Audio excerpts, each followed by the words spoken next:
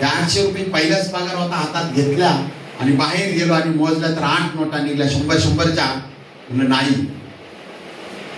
परत गेलो, म्हटलं सर 400 रुपये एक्स्ट्रा आले. म्हणजे नाही तू काम केलंय त्याचे. म्हटलं नाही सर आपलं बोलणं नव्हतं झालं, कारण की वडिलांनी मला पत्र पाठवलं होतं का तू गावाकडे निघून ये, आपलीच एवढी क्षमता नाहीये. त्यांना ही भीती होती की पैशा अभावी हे काही पाकिटमार बनला तर शहरामध्ये गेल्यावर पोरं बिघडतात. काय सांगावं पैशामुळं. ती भीती होती म्हणून निघून ये गावाकडं. पण मी त्यांना विश्वास दिला का मला शिक म्हणा. मला लक्षात आलं हे 400 रुपये आपल्या आयुष्यामध्ये सर्वात मोठी घातक असणारे. तर म्हटलं मला नकोय. तुम्ही जेव्हा ठरेल तुम्ही जे देशाल ते घेईन मी, पण आज मला 400 रुपये नकोय. त्यांनी सगळ्या स्टाफला सांगितलं ह्या मुलाला सगळं काम शिकवा. आणि मित्रांनो मला हॉस्पिटलचं सगळं काम शिकवलं जे 4-5 वर्षात कोणी नाही शिकलं. मी 2 महिन्यात शिकलो होतो. मला ECG ट्रेस टेस्ट इंट्राकॅथ लावणं काय काय पुढल्या सगळ्या गोष्टी जमायला लागल्या होत्या. आणि 2 वर्ष मी वॉचमॅन प्लस ब्रदर म्हणून काम केलं. त्यांना परत दया आली, अरे 2-2 काम करतो एकच पगार देतोय, मेहनती मुलगा आहे, त्याला आतमध्ये घेऊ आपण ब्रदर म्हणून. आणि माझं रात्री 12 घंट्याचा तिथं जॉब. मी नाईट कॉलेजला 8 ते 1 वाजेपर्यंत कॉलेज करायचो आणि दुपारी 2 ते 7 वाजेपर्यंत मी ट्युशन क्लास घ्यायचो, कारण की मला शिक्षक व्हायचं होतं. 1 वर्ष मी मोफत क्लास शिकवले. पण त्या शाळेमध्ये माझी विद्यार्थिनी पहिली आली. त्या शाळेच्या सरांनी बोलवलं आणि सांगितलं तुमच्या टॅलेंट आहे, तुम्ही सिटीमध्ये क्लासेस घ्या. मित्रांनो गेलो मी का सिटीमध्ये इंटरव्ह्यू दिला. त्यांनी सांगितलं खूप छान शिकवतात, तुम्हाला इन करावं लागेल, तुम्हाला बूट घालावं लागेल. म्हटलं सगळी तयारी. मग असं माझं रुटीन सुरू झालं का रात्री 12 घंटे जॉब करायचा, सकाळी 1 वाजेपर्यंत कॉलेज करायचं आणि 2 ते 7 वाजेपर्यंत मी क्लासेस घ्यायचो आणि परत मेसवर जाऊन डब्बा घ्यायचा आणि परत 8 ते सकाळी 8 ड्युटी. स्वतःला मी याच्या चौकटीमध्ये बांधून घेतलं होतं. मला असं वाटलं जास्त काम केल्याने जास्त पैसा भेटेल, मी माझ्या आई वडिलांना लवकर घेऊन येईल, हीच एक भावना होती. हेच करता करता माझा BEdला नंबर लागला. खूप आनंद झाला. एकटाच रडत होतो. डिग्री मिळवणं माझ्या हातात आहे, कारण की BComला अकाउंट सारख्या सब्जेक्टमध्ये काम करून शिकलो तरी 100 पैकी 98 मार्क घेतलेले होते. टॅलेंट आपल्यात होतं म्हणून माझे सगळे मित्र येणपुरी घेतले होते. मी गरीबी घरातला होतो, कारण की हुशार पोरांना मित्र असतात, कारण की त्यांना जे नाही आलं ते मला विचारत होते. माझ्यावर त्या सगळ्या N4 मधले संस्कार आहेत. त्यांच्या घरातला टीव्ही, त्यांचा सोफा, त्यांच्या वडिलांची मोटरसायकल, 150 रुपयाची सायकल घेऊन चालत होतो. जेव्हा मी BEd झालं गावाकडे पत्र पाठवलं ना, माझ्या आई वडिलांनी सगळ्या गावाला पेढे वाटले. आमचा देवीदास शिक्षक झाला. आलं लक्षात. त्यांना जो आनंद झाला होता हा खूप मोठा आनंद होता. पण जेव्हा मी ऍप्लिकेशन केलं, जॉब मागायला गेलो, त्यावेळेस शाळेचे संस्थाचालक म्हणायचे तुम्ही शिकवतात खूप चांगलं, आपल्याला ऑफिसमध्ये भेटावं लागेल. भेटल्यानंतर ते म्हणायचे 10 लाख रुपयाचा सध्या आम्ही डोनेशन घेत असतो, जर तुम्हाला फुल पगार पाहिजे, पण तुमच्याकडनं आम्ही 7.5 लाख रुपये घेणार, 2.5 लाखाचं तुम्हाला डिस्काउंट करतो. 2.5 लाख हा शब्द खूप मोठी गोष्ट होती. त्यावेळेस माझं घर जे राहतं घर आहे हे मातीच्या भिंती होत्या आणि आता कौलं होते. त्याच्या आधी पाचट होतं, ऊसाचं पाचट. आमच्याकडे लय ऊस असतात, ते छप्पर म्हणतात. अरे ज्याच्या घराचा दरवाजा ते रिकामे खताचे फाळे असतात ना, तो दरवाजा होता. आमची प्रॉपर्टी म्हणजे शिकळे असतं, ते काय असतं त्याच्यात टोपलं, टोपल्यात काय असतात भाकरी, हीच प्रॉपर्टी. अरे ते कुत्र्याने घेऊन जाऊ नये म्हणून त्याला वर टांगलेलं असतं, घरात कुत्रे येऊ नये म्हणून ते दरवाजा फाळं लावलेलं असतं. ह्या प्रॉपर्टीच्या माणसाला तुम्ही लाख रुपये. मित्रांनो थंडा घाम आला होता. अरे ज्या आई वडिलांसाठी मी शिकलोय, माझ्या शिक्षणाचं पर्पजच होतं का माझ्या आई वडिलांना मला जे माझ्या चुलत्याला लाईफस्टाईल भेटतं ते द्यायचंय. आणि तिथं मला डिक्लेअर झालं का आता माझ्याकडून होऊ शकत नाही.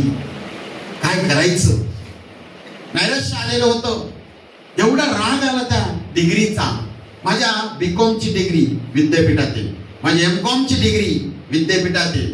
एवढंच नाही, मी इथं देऊळगाव राजाला कॉलेजमध्ये येऊन केलं, व्यंकटेश का काहीतरी कॉलेज आहे, त्या कॉलेजला येऊन मी BAची डिग्री घेतलेली आहे. आलं लक्षात. नंतर BEd पण केलंय. त्या सगळ्या डिग्र्या माझ्या विद्यापीठातच. नकोय मला ती डिग्री, सगळ्या डिग्र्या विद्यापीठात आहे. आणि मी कोचिंग क्लासेसला सुरुवात केली. 4 वर्ष दुसऱ्याच्या क्लासवर काम केलं. त्याच्यानंतर म्हणतात ना, जेव्हा लोकांना मजबुरी कळते तेव्हा तुमचं डिग्रोथ सुरू होतो. प्रेशर द्यायला लोक सुरुवात करतात, तुमच्या मजबुरीचा फायदा घ्यायला सुरुवात करतात. आणि त्या क्लासेस मालकांना कळलं, ते माझ्याकडून एक्स्ट्रा काम करून घ्यायचे, माझ्यावर प्रेशर द्यायचे. आणि अशाच प्रेशर मध्ये मी माझा स्वतःचा क्लास चालू केला. पहिला क्लास मी नंदनवन कॉलनी बस स्टँड जवळ, दुसरा क्लास माझा बालाजी नगर एरिया मोंढा नाक्याजवळ, तिसरा क्लास माझा वेदांत नगर, तिथं 11वी ते M.Com पर्यंत. बघता बघता भरभराटी व्हायला लागली. सीडी रोड गाडी घेतली, लग्न झालं. ज्या मुलीला विश्वास दिला संजय मॅडम, त्या मी एवढे गरीब, त्यांचे आई वडील शिक्षण करू शकत नाहीये म्हणून त्यांच्या मामाने शिक्षण केलं. त्या पण परिस्थितीला पेटून एवढा अभ्यास केला, 10वीला त्या शाळेवर नाव आहे त्यांच्या देवळ्याच्या 1 नंबरच्या यादीमध्ये. दरवर्षी विद्यार्थी 1 नंबर येतं ना, त्याचं नाव टाकतात, तिथं नाव आहे मॅडमचं.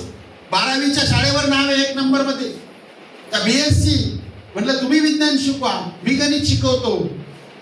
त्यांच्या आई वडील घरी गेले आमच्या आणि आमचं घर बघितलं. मामा नाही म्हणले, त्यांचे मामा डॉक्टर होते. माझी भाची एवढी हुशार आहे, माझ्या भाचीला असं मातीच्या घरामध्ये लग्न आमचं मोडलं होतं. पण मी त्या कॉलेजचा ऍड्रेस घेतला, तिथं गेलो आणि रिक्वेस्ट केली मॅडमला, म्हणलं बघा तुमच्यात टॅलेंट आहे, माझ्यात टॅलेंट आहे, तुम्ही एक विश्वास ठेवा माझ्यावर, तुम्ही कुठेतरी नोकरीला लागशाल, पण तुम्ही ह्या इथं क्लासेसच्या मालकीन राहणार. 13-14 शिक्षक आहे. तुमची आई वडिलांची परिस्थिती बदलणार, माझी बी परिस्थिती बदलणार. आणि मग त्यांनी विश्वास दिला, एक संधी द्यायला पाहिजे त्यांना. आणि मामा तयार झाले. आणि मित्रांनो, भरभराटी आमची सुरू झाली. चांगलं होतं. लग्नानंतर 2 वर्षानंतर डेली 4-5 हजार रुपये यायचे आमच्याकडे.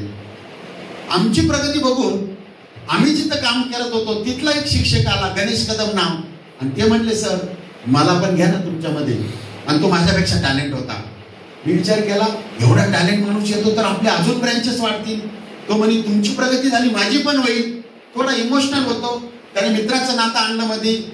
आपण पण गरीबच होतो, पण तुमची प्रगती झाली, मी आजही तिथं जॉब करतो. म्हणजे चला तुझी प्रगती होईल, अजून एखादी शाखा वाढू. आणि मी त्याला घेतलं. आणि मित्रांनो, त्यांनी सगळ्या विद्यार्थ्यांची मैत्री केली.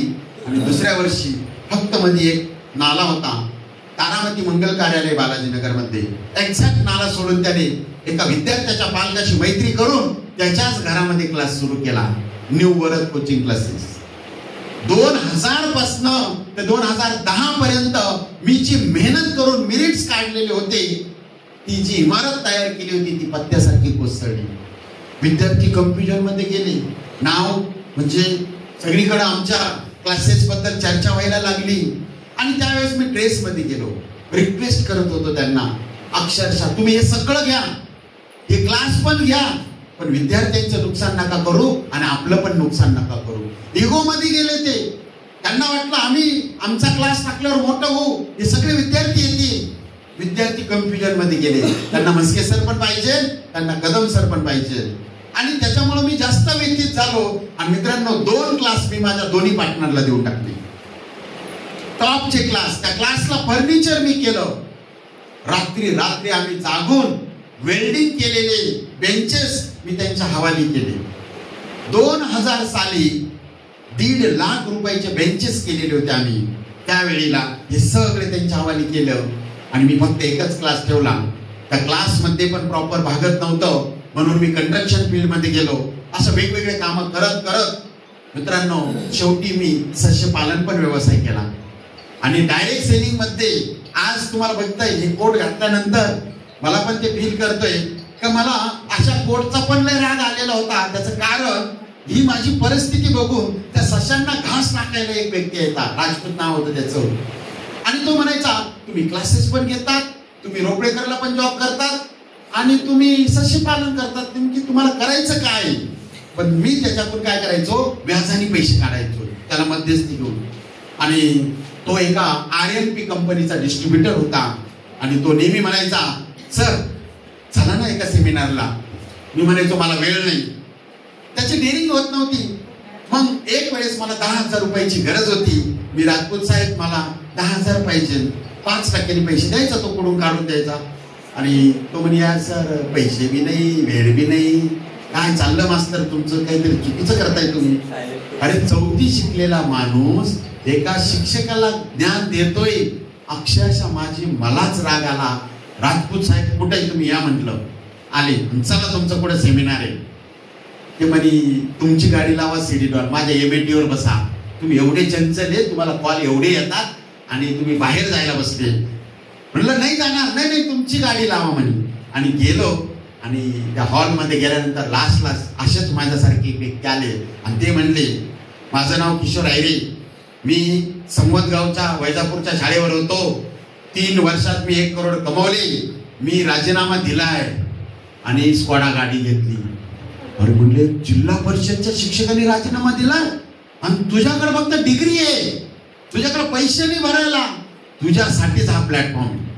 म्हणलो राजपूत साहेब धन्यवाद, तुम्ही मला इथं आणलं. हा प्लॅटफॉर्म माझ्यासाठी. आणि मित्रांनो प्लॅन काय होता तो, 7,000 भरा, 1 कोट घ्या, 2 लोकांना जोडा, एका जोडीला 1,000, 2 जोडीला 2,000. बघा आता मॅडम साक्षीदार आहेत.